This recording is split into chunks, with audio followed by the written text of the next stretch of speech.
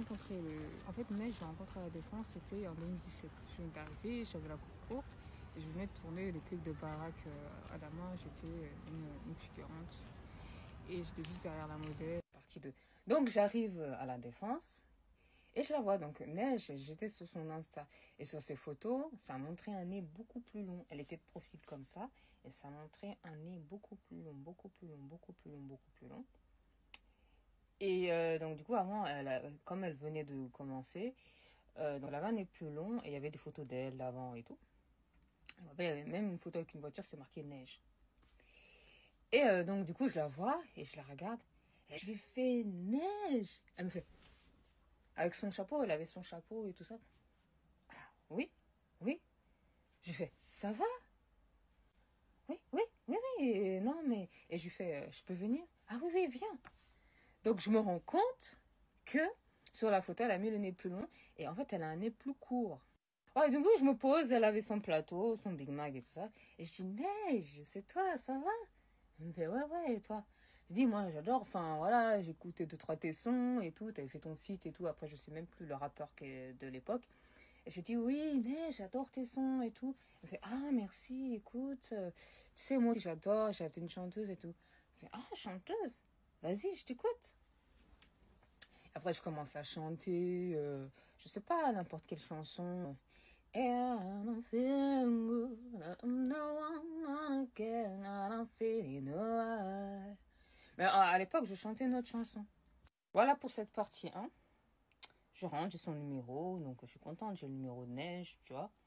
Et donc là, je vais m'arrêter là, parce que dans un quart d'heure, je vais faire mon audiotel. Je vais bosser. Et après mon fin de contrat, la semaine prochaine, je vais me mettre à fond dedans, quoi.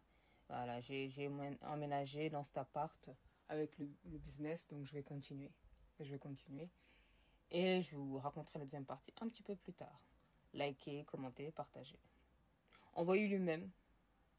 Voilà, je ne sais pas si elle pourra le voir, mais c'est réellement, je vous jure, c'est réellement ce qui s'est passé. Ah, ok, d'accord, ok, d'accord. Bah écoute, merci beaucoup, Neige. Est-ce qu'on pourrait continuer à discuter? Comme ça, j'aurais besoin de tes contacts. Et je vous jure, elle m'a passé son numéro.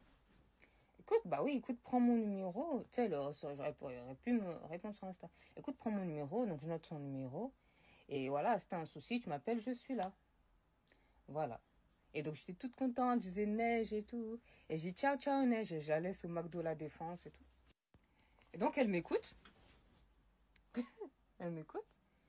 Elle me fait, écoute, oui, en fait, quand tu chantes, il faut que tu pousses ta voix et il faut pas que tu chantes avec ton nez. Il faut que tu chantes avec, voilà, il faut que tu chantes avec ton larynx, tu vois. Il faut que tu chantes avec ton larynx. Tu comprends ce que je veux dire? Ouais, ah ouais, ouais. Est-ce que tu écoutes Sadé? Parce que c'est une fan de Sadé. Elle me fait, est-ce que tu écoutes Sadé? Non, non, non, non, pas du tout, j'écoute pas Sadé. Écoute-la parce que tu verras que franchement, c'est une reine de la soul, elle est très bien. Entraîne-toi chez toi, écoute des cassettes et fais comme elle fait la chanteuse. Moi, quand je suis chez moi, je rentre, j'écoute des cassettes, des CD, et même au studio, je m'entraîne. Donc voilà, pas mal de trucs. Donc maintenant, je vais vous raconter la partie 2 de ma rencontre avec Neige. Pour ceux qui n'ont pas eu la partie 1, je les conseille de se référer à la partie 1 qui s'intitule Ma rencontre avec Neige. Partie 1 qui est disponible sur Snap et sur TikTok, sur tous les réseaux. Donc je vous raconte. Donc je rentre chez moi, j'ai le numéro de Neige, donc je la rappelle et tout. Et à chaque fois, je tombe sur le messager. Et je dis, écoute Neige, voilà, écoute, allô, je prends le téléphone. Allô Neige, ça va? Bah écoute, j'ai trop aimé tes conseils et tout. Voilà, j'espère qu'on pourra se revoir, j'espère que tu vas bien. Je te souhaite une excellente journée. Donc après ça, je raccroche. Les jours passent et tout ça, donc les jours passent, j'ai pas de ses nouvelles. Et du coup, je la rappelle. Et donc je reprends le téléphone. Allô Neige, ça va? Bah, je voulais avoir tes nouvelles, on devait se voir pour répéter dans ton studio. Tu me dis quand, dès que tu as mon message, tu me rappelles quoi. Sauf que les jours passent, plus de nouvelles d'elle. Alors je me demande, mais Neige, elle m'a passé son numéro. Et puis en plus, je tombe sur un répondeur qui dit, oui, vous êtes bien sur le téléphone de Neigeois, hein. Vous êtes bien sur le répondeur de Neigeois. Je suis indisponible pour le moment, mais laissez-moi un message après le bip. Allô Neige, chez moi. Enfin, je sais pas, je t'appelle, tu me donnes jamais de nouvelles, mais franchement, rappelle-moi, quoi, rappelle-moi.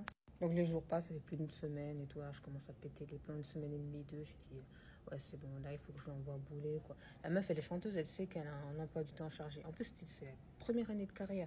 Bah écoute, Neige, tu commences vraiment à me saouler, voilà, va te faire foutre, et puis de toute façon, on va pas se voir, c'est pas grave.